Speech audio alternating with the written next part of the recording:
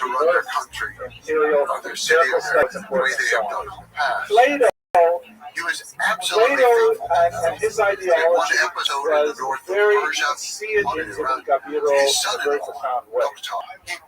violated Plato argued stealing essentially and that looting this from the people world that who we existed. live in, the material world, Genghis Khan is called him in, essentially a and pale he stripped him of his reflection rank, of a and he said, perfect, a mathematically exact you world go that first. could not be contained within As a material combat soldier, and of form. course he was killed in In this fact, battle. he used I the don't know term the name of the Greek donor, eidos or unfortunately. English But anyway, forms he or was a close ideas relative, to refer to he the was killed in the mathematically next battle perfect, as well. not So that was the theoretical, law. but somehow So then, metaphysical if the world city of which fought, this is a world and the Romans reflection. won, So, for they did not example, kill in him. What they Plato's did was